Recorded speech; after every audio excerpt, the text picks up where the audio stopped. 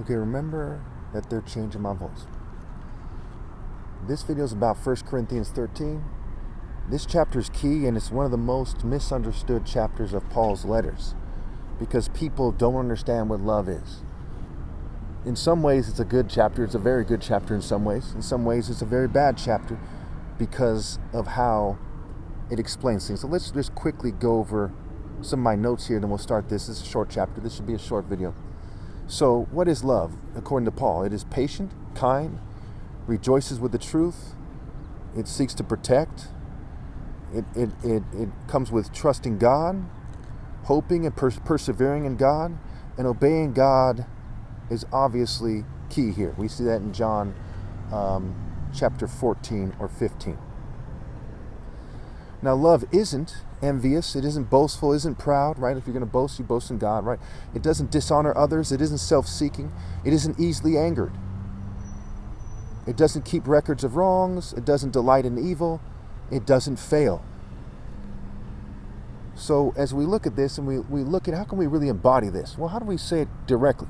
Well, first of all, you have to understand the grace of the Royal African Falcon top martial arts. It goes beyond a capoeira, which is perhaps the closest thing to the idea, or maybe a dark-skinned Japanese samurai. Okay, there's a certain grace that goes beyond the capoeira, the samurai, all the other martial artists, and in terms of popular culture, what you can picture in your mind, because I'm distinctly different from those things. Okay, there's a certain grace. There's a certain dedication, a certain discipline. So these martial art principles, as they're saying what love is, they're talking about characteristics, right? It's patient. It perseveres. It trusts in God, right? It rejoices. It's honest. It rejoices with the truth. These are life principles that are best embodied in martial arts, not in the military or the police. And I'm not trying to insult them in this video. Just telling you the truth here and giving you the points of references. Why? Because they serve the state. And that's not living the truth. When a martial artist transcends the mere martial arts systems of this world, the mere soldier systems of the world, and it comes into a divine state, taking orders from God, that's where you're going to find the true martial art principles. And it comes with being in the divine order, not cheating anyone else. It's dishonest to cheat other people. And Paul says that love isn't dishonoring other people. They're not dishonoring me by cheating me out of my right to lead. They're not delighting in evil by cheating me out of my right to lead and seeking to delight from it. Okay? It's not envious, and that the people who envy me, cheat me out of my right to lead, and so on and so forth. Okay, so let's get into this. If I speak in tongues of men or of angels, but do not have love, I am only a resounding gong or a clanging cymbal. Now keep in mind, this goes back to Isaiah 30, where he says that God strikes in a way that he compares to music. Okay. You see Isaiah 30, around verse 30, the blows of God, the strikes of God, the supernatural strikes of God, which are the essence of my martial arts strikes, okay, are compared to, he's striking them to a certain musical instruments, harps, whatever they say at that time, okay. I have it written in my car, but I don't want to open the door there. So, yeah, here he's saying he doesn't have that martial art strike from God inside of him, that warrior spirit inside him, the true spirit of God, if he doesn't have love. So that's a part of love as a martial art principle as well. If I have the gift of prophecy and can fathom all mysteries and all knowledge, and I have a faith that can move mountains, but do not have love, I am nothing. Now, so the word martial is marital scramble, right? Love for God, love for your wife, love for your family, right? So he says if he doesn't have this love, he's nothing. It doesn't matter if you could break a mountain with your pinky. If you don't have love, then you are nothing, you gain nothing. If I give all I possess to the poor and give over my body to hardship that I may boast, or his body to flames, but do not have love, I gain nothing. Love is patient, love is kind, it does not envy, it does not boast, it is not proud. Right? It's patient, going back to timing. If your kid is about to fall off a cliff, are you patient? Or do you scramble to save him? So who, what, when, where, how, why? Same thing with being kind. In Proverbs it says, the righteous detest the dishonest, the wicked detest the upright. Okay, so you have to understand what it is saying, what it isn't saying. It does not envy, it does not boast, it is not proud, right? It's not too proud to obey God through me. It doesn't envy those of this world. It says in Proverbs, right, don't envy those of this world. Don't envy the wicked. Don't desire ill-gotten gains. It does not dishonor others. It is not self-seeking. It is not easily angered. It keeps no record of wrongs. And remember Jesus as a character in the story, okay, in Mark 7, Matthew 23, and elsewhere, he argues with the Pharisees. He argues with the Jews. He calls them names at certain points. He says, you brood of vipers. It's like John the Baptist. Okay, so it doesn't dishonor others. What it's saying is it's not saying that it doesn't insult others. It's saying it doesn't dishonor the top martial artist, for example, by cheating him out of his right to lead in his rightful place. You know, and females shunning me. Instead of seeing it as immoral to reject me, they shun me altogether. Instead of seeing it as moral not to scramble to obey God through me, they ignore me, which is dishonoring God and I.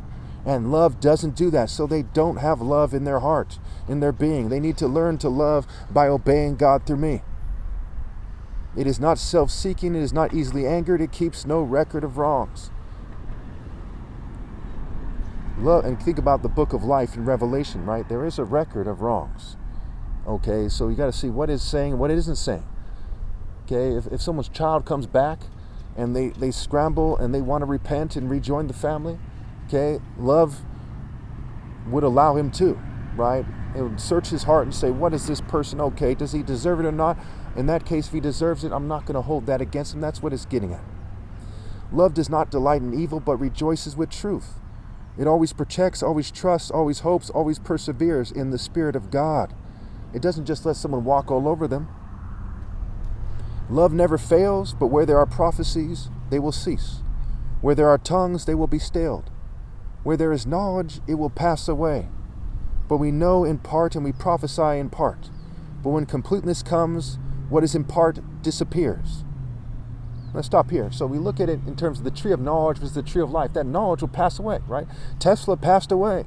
Did he have love? Was he a symbol of love or mere science? Okay, so he didn't pass away in his ideal form. He passed away in the tree of knowledge. When you truly have love, that sticks out. And anyone with any sense picks up on it. People who merely predict things, so what?